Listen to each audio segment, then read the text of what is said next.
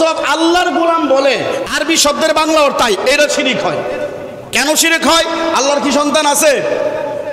বোঝার চেষ্টা করেন। কুল হুয়াল্লাহু আহাদ, ওই মহান নবীজির আওলাদ ইমাম হাসান পাক, ইমাম হুসাইন পাক রাদিয়াল্লাহু তাআলা আনহু সহ ৭২ জন শুহাদায়ে কারবালা, যাদেরকে বলা হয় রসুলের রক্ত যাদের শরীরে প্রবাহিত, তাদেরকে কারবালার জমিনে 10 মুহররম, আজকে 5 মুহররম জুমা, 10 মুহররম নির্মমভাবে একদল নামদারি নামাজি মুনাফিক নামদারি মুসলমান, নিজেকে মুসলমান দাবি করে, আল্লাহর কাছে তারা কাফের, রসুলুল্লাহর কাছে কাফের আর দাবিদার মুসলমান। এই নামদারি মুসলমানেরা রসুলের আওলাদের গলায় ছুরি চালায়া আসরের নামাজ জামাতে পড়েছে। নাউজুবিল্লাহ বলেন। আসরের নামাজ কি পড়েছে? কারবালার দিন ইমাম হুসাইন রাদিয়াল্লাহু তাআলা আনহুকে শাহাদাত করার পর এই ইয়াজিদের বাহিনী সীমার সহ সীমারের ইমামতিতে মসজিদে যাইয়া আসরের নামাজ জামাতে পড়েছে।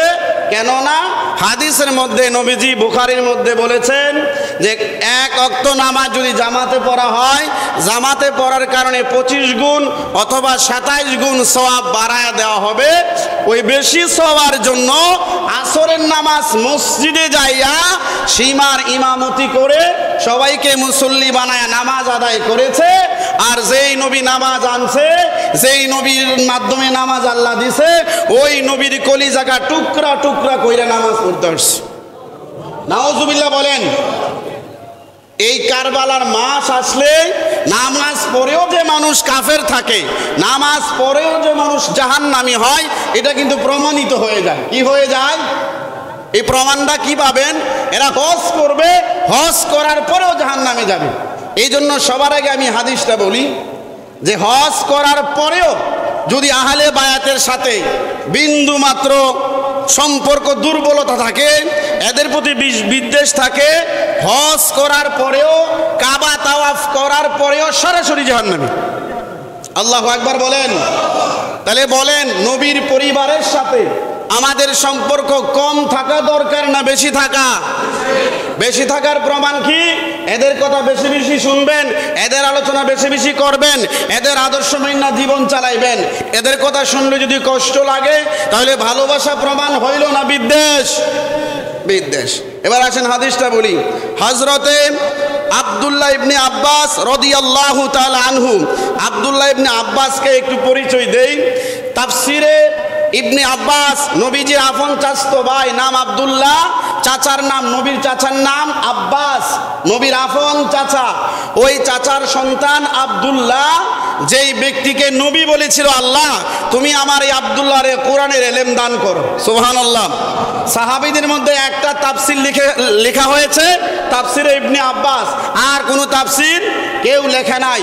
এই জন্য নবীজি বলেছেন কোরআন যদি কেউ বুঝতে চাও তাহলে আমার চাচতো ভাই আব্দুল্লাহর ছাত্র হয়ে যাও, তাহলে তোমার মতো কোরআন আর কেউ বুঝবে না।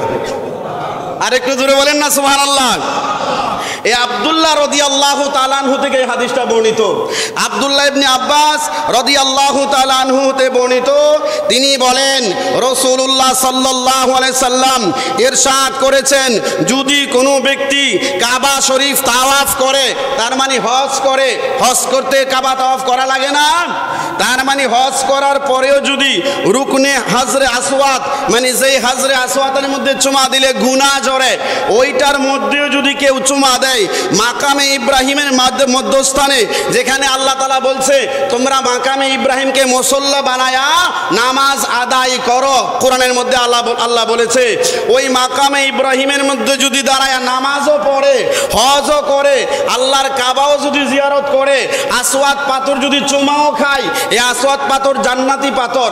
এরপরে আব্দুল্লাহ ইবনে আব্বাস বলেন, যদি নবীর আহলের সাথে বিদ্বেষ থাকে সরাসরি সে জাহান্নামে যাবে। আল্লাহু আকবার বলেন। তাহলে আমাদের লক্ষ্য রাখা দরকার আছে কি না? আহলে বায়াতের সাথে যেন আমাদের বিয়াদবি না হয়, এদের কাছ থেকে বিয়াদবি যেন না হয়, এগুলা থেকে বাঁচতে গেলে সবার আগে কি লাগবে? এদের পরিচয় জানা লাগবে, এদের জীবনী জানা লাগবে। এরা কারা? আল্লাহর আল্লাহর কাছে এদের মর্যাদা কি, রাসূলুল্লাহর কাছে এদের সম্মান কি, সাহাবীদের কাছে আহলে বায়াতের মর্যাদা কি। সুবহানাল্লাহ কোন। আপনারা একটা খুব প্রসিদ্ধ ঘটনা জানেন, হযরত আব্দুল্লাহ, হযরত ওমর রাদিয়াল্লাহু তাআলা আনহুর একটা ছেলে ছিল, নাম আব্দুল্লাহ। নাম কি বলেন? আর আমার নবীর এক নাতি ছিল ইমাম হুসাইন রাদিয়াল্লাহু তাআলা আনহু। এই দুইজন খেজুর বাগানে গেল, ক্ষুধা লাগছে আর কি। আব্দুল্লাহ বলতেছে, ভাই হুসাইন তুমি নিচে দাঁড়াও, আমি খেজুর গাছে উইটা তোমারে খেজুর দেব, আমিও খাবো। তুমি রাসূলুল্লাহর নাতি, তুমি কষ্ট কইরা খেজুর গাছে উঠবা, আমার আব্বা যদিও খলিফা, এটা আমার কাছে অসম্মান মনে হয়। আমি উপরে উইটা তোমারও খেজুর দিব, আমিও খেজুর খামু, তুমি নিচে থাকো, আমি ওমর রাদিয়াল্লাহু তাআলা আনহুর সন্তান, আমি উপরে উঠবো। তখন হযরত ওমর রাদিয়াল্লাহু তাআলা আনহু অর্ধ পৃথিবীর খলিফা। সুবহানাল্লাহ জোরে বলেন। এই ঘটনা সবাই জানি, কিন্তু গুছালোভাবে শুরু থেকে শেষ পর্যন্ত আমরা অনেকেই জানি না যে উনি যে গোলামের বাচ্চা, গোলাম বলার কারণটা কি এটা কিন্তু আমরা জানি না। শুধু জানি যে নবীজির নাতি হযরত ওমর রাদিয়াল্লাহু তাআলা আনহুর সন্তানকে বলেছিল গোলামের বাচ্চা, গোলাম, এতটুকু জানি। কিন্তু এটার কারণটা কি, কেন বললো, এটা কিন্তু আমরা অনেকেই এই কারণটা শুনেন। হযরত আব্দুল্লাহ রাদিয়াল্লাহু তাআলা আনহু হযরত ওমর রাদিয়াল্লাহু তাআলা আনহুর ছেলে খেজুর গাছে উঠলেন। ওঠার পর ইমাম হুসাইন রাদিয়াল্লাহু তাআলা আনহু নিচে, আব্দুল্লাহ রাদিয়াল্লাহু তাআলা আনহু হযরত ওমর রাদিয়াল্লাহু তাআলা আনহুর সন্তান খেজুর গাছের মধ্যে উঠিয়া গেলেন। খুব মন দিয়া শুনবেন, আল্লাহর কাছে আহলে বায়াতের দাম কেমন, সাহাবীদের কাছে আহলে বায়াতের মর্যাদা কেমন। আব্দুল্লাহ রাদিয়াল্লাহু তাআলা আনহু খেজুর গাছে উঠিয়া এক একটা খেজুর পাইরা ইমাম হুসাইনকে নিচে দেয়। ইমাম হুসাইন রাদিয়াল্লাহু তাআলা আনহু একটা খেজুর খায়, আর গাছের মধ্যে উঠিয়া হযরতে ফারুক আজমের সন্তান আব্দুল্লাহ রাদিয়াল্লাহু আনহু একটা খেজুর খায়। এক পর্যায়ে একটা নিজে খায়, একটা নবীর কলিজার টুকরা ইমাম হুসাইনকে দেয়। হঠাৎ করিয়া নিজের অজান্তে একটা নষ্ট খেজুর ইমাম হুসাইনের ভাগে চলে আসছে।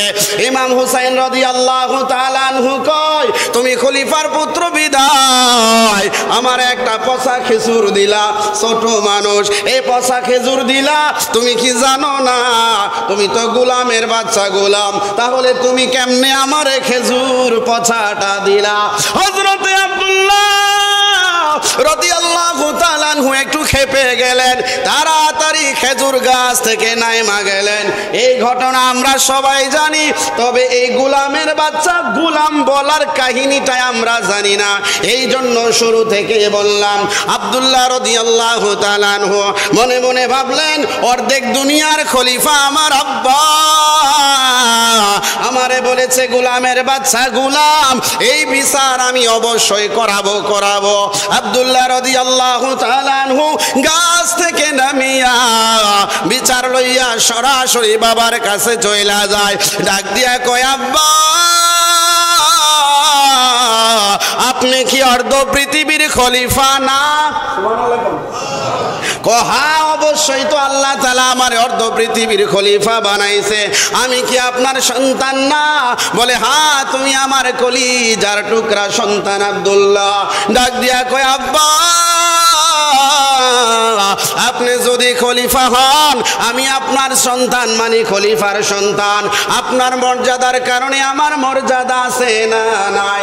হযরত ওমর রাদিয়াল্লাহু তাআলা আনহু এইবার বলে, ও বাবা তোমারও মর্যাদা আছে, কি হইছে আসল ঘটনাটা কইলা কও।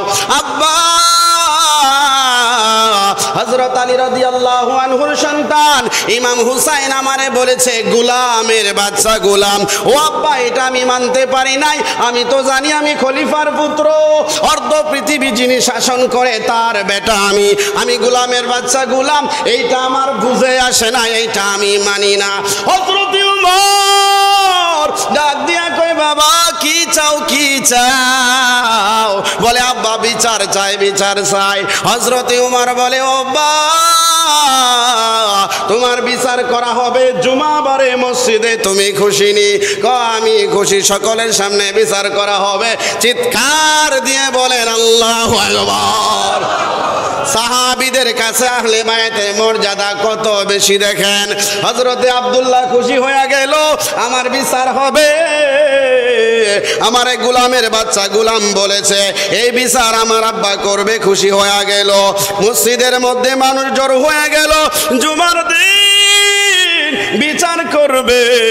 হযরতে ওমর রাদিয়াল্লাহু তাআলা আনহু বিচারের আসনে বসা, সবাইরে ডাকায়া বলে আজকে বিচার করা হবে। কিসের বিচার? ও আমার ছেলের গোলামের বাচ্চা গোলাম বলেছে আমার ছেলে মামলা দাখিল করেছে, আমি এটা অ্যাকসেপ্ট করেছি, বিচার করা হবে। অন্যান্য সাহাবীরা বিভোর হয়ে গেল। ওমর রাদিয়াল্লাহু তাআলা আনহুকে কোন সাহাবী বলে হযরতে ওমর বাচ্চা মানুষ রাগের মাথায় বইলা ফালাইছে, তুমি কি জানো না হুসাইন রাসূলুল্লাহর নাতি? হযরত ওমর রাদিয়াল্লাহু আনহু ডাক দিয়া বলে ওরে আমার সাহাবীরা, ও নবীর সাহাবীরা শুনে নাও, আমার ভাইয়েরা শুনে নাও, শুনে নাও। তোমরা যেমন জানো আমার নবীর নাতি হুসাইন আমি আরো বেশি কইরা জানি, তারপরেও আজকে বিচার বসানোই হবে। সাহাবীরা হতবাক যে ওমর নবীজির কল্লা কাটতে আইসা মুসলমান হয়ে গেছে, নবীর জন্য নিজের বাবাকে হত্যা করেছে, ওই ওমর কিভাবে ইমাম হুসাইনকে বিচার করবে? সাহাবীরা কান্না শুরু করলেন আর আল্লাহর কাছে দোয়া করলেন, আল্লাহ ভালো কিছু করিও, ভালো কিছু করিও। কারো কথা শুনে না। বিচার যখন শুরু হয়ে গেল, হযরত ওমর নরম কণ্ঠে ডাক দিয়া বলে হুসাইন, জোরে বলেন না আল্লাহু আকবার। ওরে নবীর নাতি হুসাইন, ও আলীর বেটা হুসাইন, বাবা তুমি মেহেরবানি করে আমার কাছে একটু আসো। ডাক দিয়া কই আব্বা হুসাইন শোনো, তুমি কি আমার ছেলে আব্দুল্লাহর গোলামের বাচ্চা গোলাম বলেছ? হুসাইন রাদিয়াল্লাহু তাআলা আনহু সিনাটা টান দিয়া বলে ও খলিফা, আমি রাসূলুল্লাহর নাতি, মিথ্যাও বলি নাই, ভুলও বলি নাই, আমি আপনার সন্তানকে গোলামের বাচ্চা গোলাম বলেছি। এই কথা বলার পর আব্দুল্লাহ কয় আব্বা প্রমাণ তো পায়া গেলেন, এবার বিচার করেন, আমি কেমনে গোলামের বাচ্চা হই, আমার বিচার করাই লাগবে। এই কথা বলার পর হযরতে ওমর আজকে মিম্বারও বইসা আমরা বড় হুজুর, আমরা মুফতি মুহাদ্দিস হয়ে যায়, রাসূলের শান কইলে মজা লাগে না। হযরতে ওমর রাদিয়াল্লাহু তাআলা আনহু দুনিয়ায় থাইকা 2 নাম্বার জান্নাতি টিকেট পাইছে দুনিয়ায়। সুবহানাল্লাহ বলেন। হযরতে ওমর কেমন ব্যক্তি,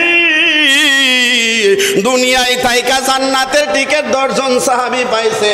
1 নম্বরে সিদ্দিক আকবর রাদিয়াল্লাহু আনহু, 2 নম্বরে ফারুক আযম ওমর রাদিয়াল্লাহু তাআলা আনহু, জান্নাতের টিকেট হাতে আছে।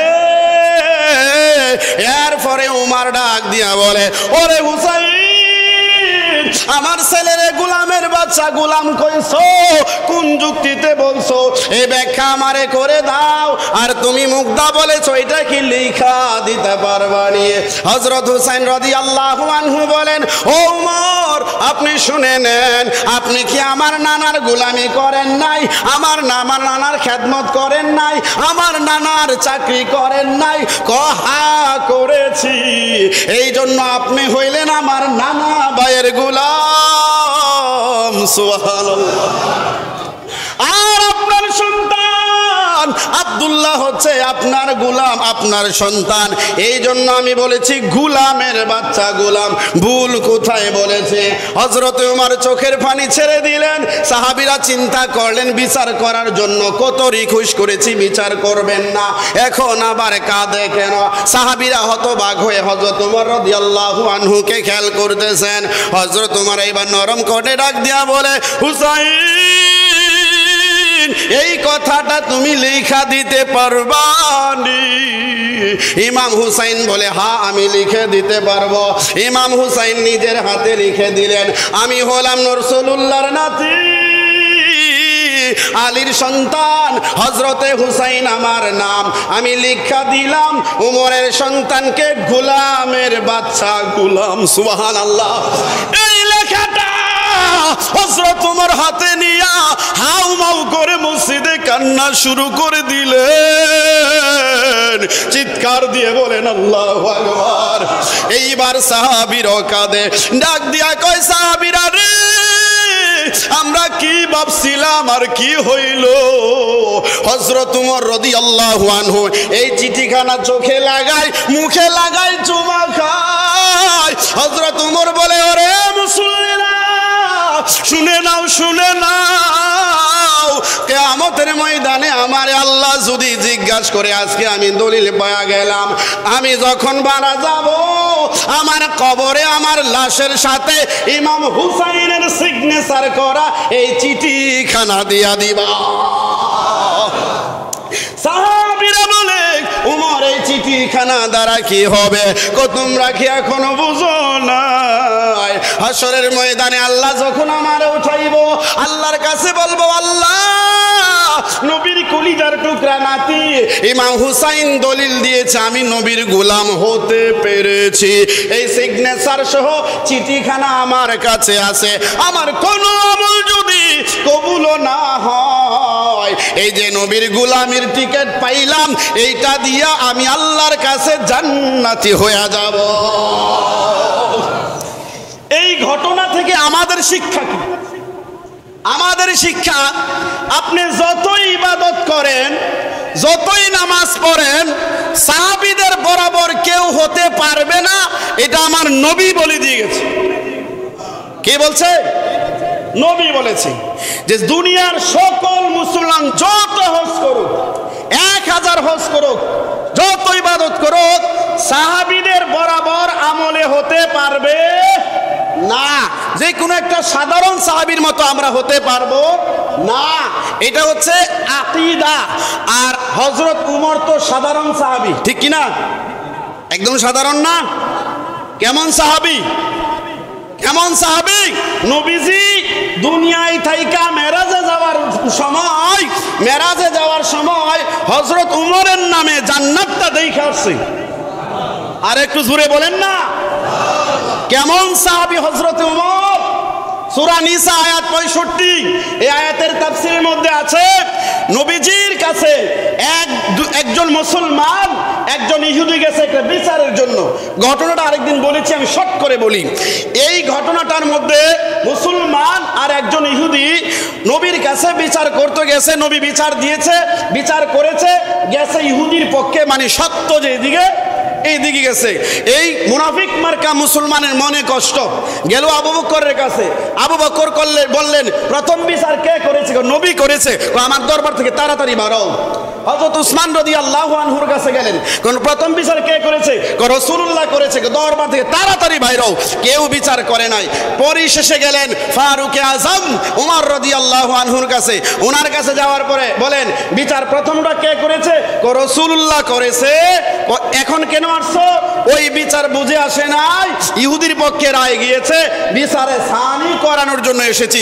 হযরত উমর বলেন, আমার কাছে বিচার আছে, দাঁড়াও। সুবহানাল্লাহ কইতেন না?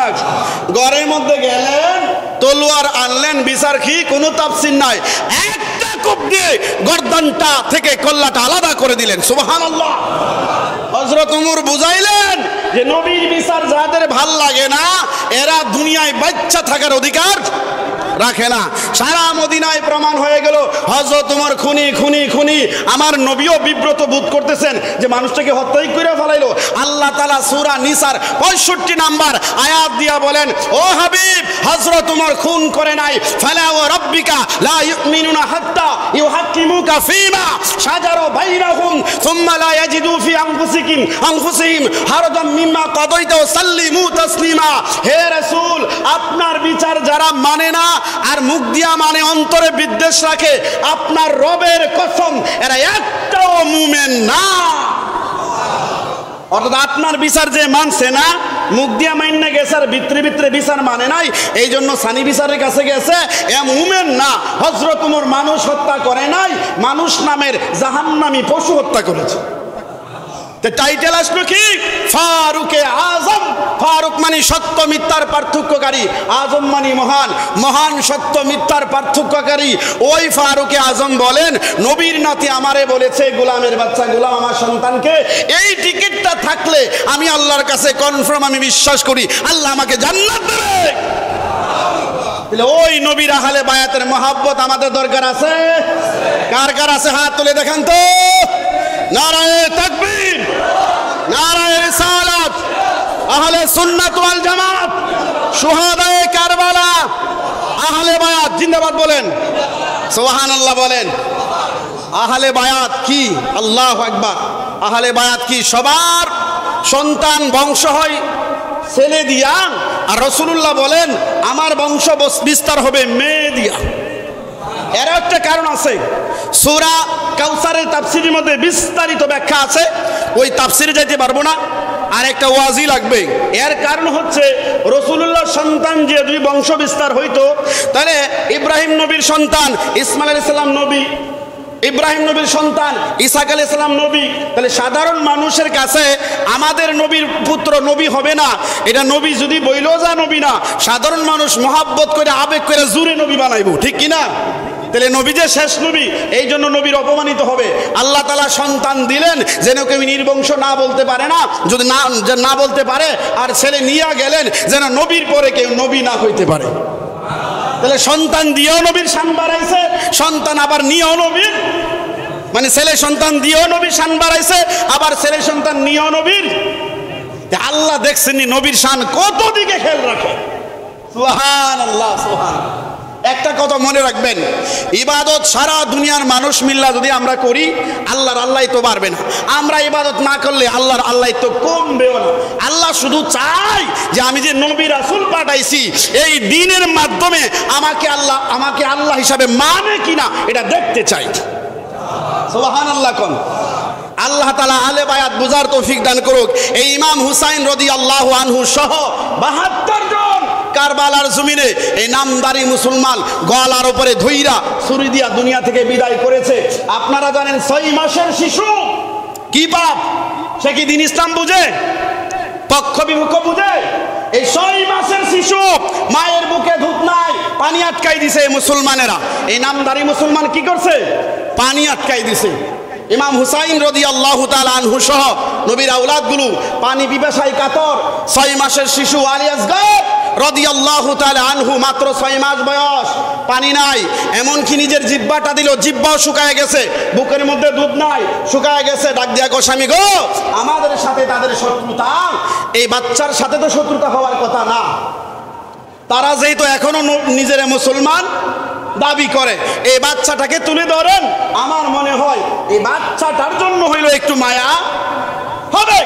ইমাম হুসাইন সরল আল্লাহর নবীর আওলাদ নিয়ে গেলেন, বাচ্চাটাকে তুলে ধরলেন আর বললেন, রে ইয়াজিদের দলেরা, আমারে হত্যা করো, আমার বংশ মারো, এই ছোট্ট বাচ্চাটা তো কারো পক্ষ না, সে তো তোমাদের ক্ষতি করে নাই। এই আলী আসগরের জন্য 1 মস্কো বা একটু হইলো পানি দাও। হারমালা নামক সীমারের একজন সৈন্য, হারমালা নামক এই পাপিষ্ঠ 3টা তীর বিশিষ্ট কাটাওয়ালা এই তীরটা এই আলী আসগরের দিকে দিয়া দিলেন। বরাবর বুক দিয়া বের হইয়া, পিঠ দিয়া বের হয়ে গেছে, বুক দিয়া ঢুইকা একেবারে সিনা বরাবর হয়ে গেছে, আর রক্তগুলো বায়া বায়া রাসূলের আওলাদ ইমাম হুসাইন রাদিয়াল্লাহু আনহুর মাথা দিয়া বায়া বায়া পড়ে। বাসায় যায় কয়, বিবি গো, তোমার সন্তান এমন পানি পান করেছে আর কখনোই পানি। এরাও তো মুসলমান, এই মুসলমানদেরকে আপনি আলাদা করতে হবে, চিনতে হবে। এরাও নামাজ পড়বে, এরাও মসজিদ বানাইবে, এরাও যুদ্ধ করবে। যদি আহলে বায়াতের সাথে সম্পর্ক খারাপ থাকে, মনে করবেন এরা মুসলমান না, এরা সাজ্জা আছে মুসলমান, ঠিক কিনা বলেন? কারণ দেখেন, নবীর সাহাবীদের চাইতে ইসলাম আমরা বেশি বুঝি না। নবীর সাহাবী আব্দুল্লাহ ইবনে আব্বাস কি বললেন? হজ করার পরেও, হাজরে আসওয়াদ চুমা খাওয়ার পরেও, রুকনে ইয়ামানে যাওয়ার পরেও, এই সবগুলো করার পরেও যদি নবীর আহলে বায়াত, নবীর আত্মীয় স্বজনের সাথে সম্পর্ক দুর্বল থাকে, সে ডাইরেক্ট জাহান্নামে যাবে। সুবহানাল্লাহ, আর একটু জোরে বলেন সুবহানাল্লাহ। মুক্তি বাবা নবী রাসূলের গোলামির মাধ্যমে, মুক্তি নবী রাসূলের গোলামির মাধ্যমে। বাংলাদেশে গোলাম শব্দের অর্থই বুঝে না। কোরআন শরীফে গোলাম শব্দটা 12 বার আছে, কয়বার? 10, 2, কতবার? জোরে বলেন কতবার? এখন যদি জিজ্ঞেস করি গোলাম শব্দের অর্থ কি, এনে সবগুলো মানুষ ভুল বলবে। অর্থ করবে কি? গোলাম মানে আল্লাহর বান্দা। কি অর্থ হবে? অর্থটা মানুষে কি করে?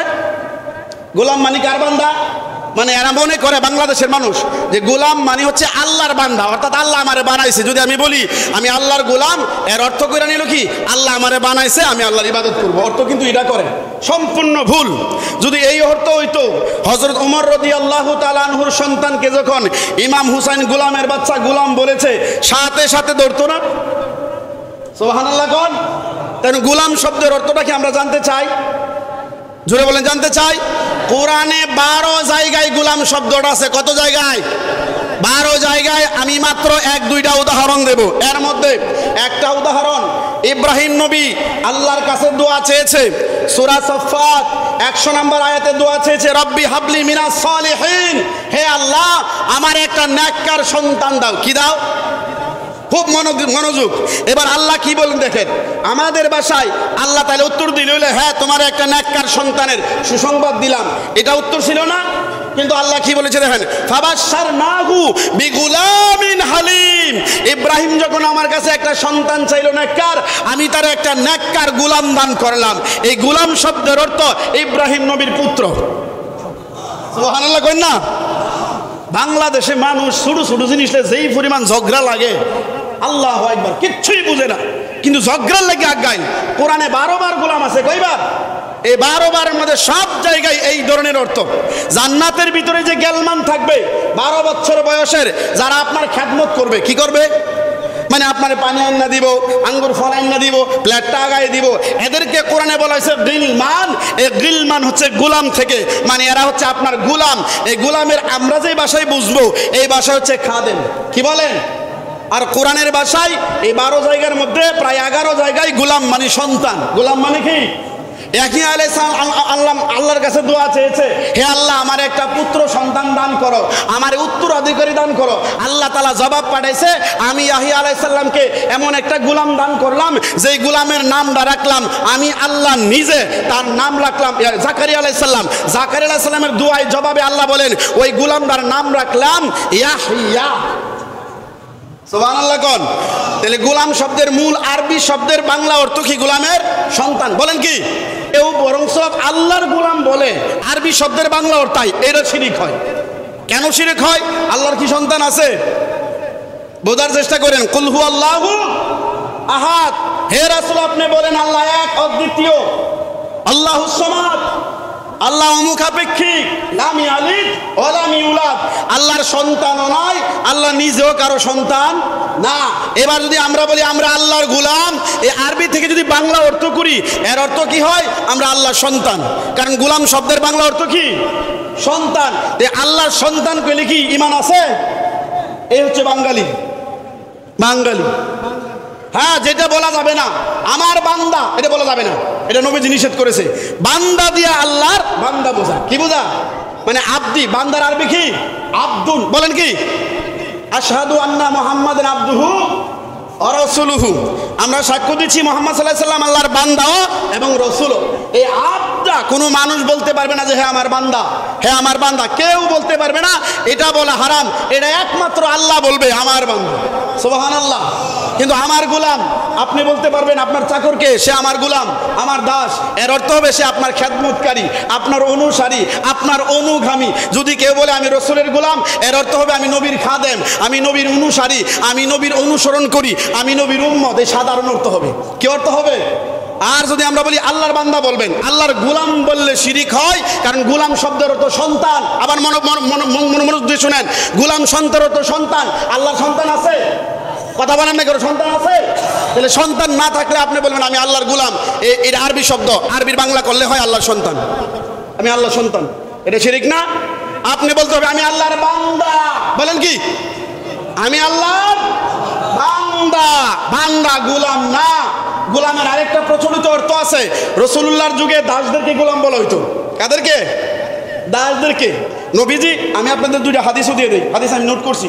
নবীজি বলছে যে তুমি আমার বান্দা, এটা বইলো না, বলবা তুমি আমার গোলাম। নবীজি বলছে গোলাম বলার জন্য, কারণ গোলাম শব্দটা কি? খাদেম, দাস, চাকর, এরকম। আমি আপনাদের হাদিসটা দিয়ে শোনাই। মন দিয়ে শুনবেন, হাদিসটা ডাইরেক্ট আমি হাদিস নাম্বার সহ বলবো, একটু মনোযোগ দেন। যে নবীজি বলছে গোলাম বলার জন্য, সুবহানাল্লাহ বলবেন না? আর একটু জোরে বলেন সুবহানাল্লাহ। আবার একটু সময় দেন, ছোট্ট একটু জিকির করি আর আমি হাদিসটা বার করি। বলেন লা ইলাহা ইল্লাল্লাহ, লা ইলাহা ইল্লাল্লাহ, বলেন লা ইলাহা ইল্লাল্লাহ, বলি লা ইলাহা ইল্লাল্লাহ, বলুন আল্লাহ সারা মাবুদ নাই, আমার নবী সারা উপায় নাই। ওই নবীকে পাইতে হলে, ওই নবীকে পাইতে হলে ওলি আল্লাহর দর্শন চাই। লা ইলাহা ইল্লাল্লাহ, লা ইলাহা আল্লাহু আকবার বলেন। হাদিস নাম্বার মনে রাখবেন, বুখারী শরীফ। বলেন কোন শরীফ? বুখারী শরীফের 2552 নম্বর হাদিস আমি অনুবাদ করতেছি। আবু হুরায়রা রাদিয়াল্লাহু তাআলা আনহু থেকে বর্ণিত, আমার বান্দা বলতে নবী নিষেধ করেছেন।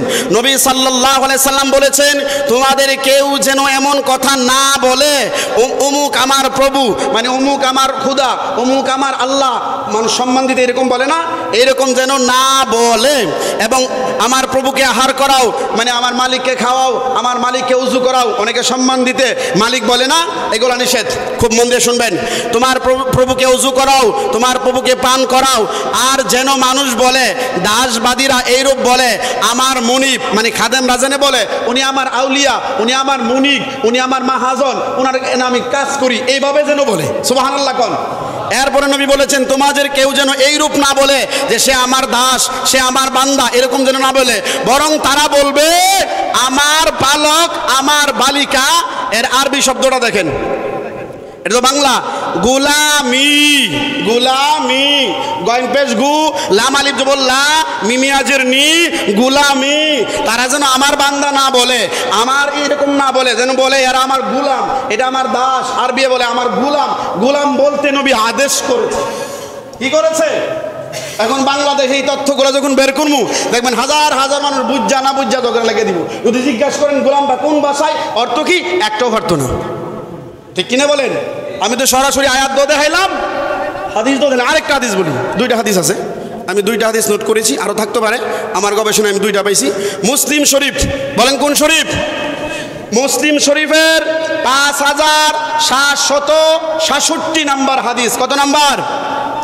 আবু হুরায়রা রাদিয়াল্লাহু আনহু থেকে বর্ণিত, রাসূলুল্লাহ সাল্লাল্লাহু আলাইহি সাল্লাম বলেছেন, তোমাদের কেউ যেন আমার আব্দ, মানে আমার বান্দা, আমার আমাত তথা আমার বান্দা, আমার বান্দি না বলে, কারণ তোমাদের সকল পুরুষ আল্লাহর বান্দা, তোমাদের সকল নারীরা আল্লাহর বান্দা। সুতরাং তোমরা বলবে গুলামি, হে আমার গুলাম, হে আমার গুলামি, হে আমার গুলামি দাসী, হে আমার গুলাম পুরুষ দাসী। গুলাম বলবা, বান্দা বলবা না, কারণ সকল পুরুষ সকল নারী কার বান্দা?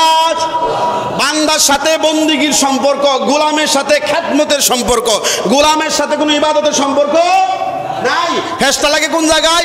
এরা মানুষে মনে করে গোলাম মানে হচ্ছে ইবাদতকারী, আর ইবাদত কার করব? আল্লাহর। তাহলে নবীর গোলাম করে অর্থ কি হয়? নবীর ইবাদতকারী, এই জন্য শিরিক হয়। নবীর ইবাদতকারী করে তো 100 বার শিরিক, 5000 বার শিরিক। ঠিক কিনা? গোলাম শব্দের অর্থ বান্দা না, গোলাম মানে হচ্ছে খাদেম, যে ওজন পানি আগাই দিব, যে আপনার জুতার ফিতাটা ঠিক করে দিব, যে আপনার কথায় উঠবে বসবে। আশা করি বুঝছেন ইনশাআল্লাহ। আল্লাহ তাআলা আমাদেরকে এইরকম ভাবে, এই অর্থে নবীর গোলাম হওয়ার তৌফিক দান করুক। সবাই বলেন আমিন। আমরা কি নবীর একনিষ্ঠ খাদেম হতে চাই না? একনিষ্ঠ চাকর হতে চাই না? মানে অনুসরণের দিক দিয়া, অর্থাৎ কিয়ামতের ময়দানে নবী জেনে বলে, হ্যাঁ এটা আমার সাচ্চা উম্মত, সঠিকভাবে আমাকে অনুসরণ করেছে, এরকম চাই না। এটাকেই আরবি ভাষায় সর্বোচ্চ স্তরে বোঝানোর জন্য, নিজেকে ছোট্ট করার জন্য গোলাম দিয়া বলে আমি নবীর গোলাম, মানে সর্বোচ্চ ভাই আমি নিকৃষ্ট, আমি নবীর সর্বোচ্চ চেষ্টা করতেছি মানার জন্য।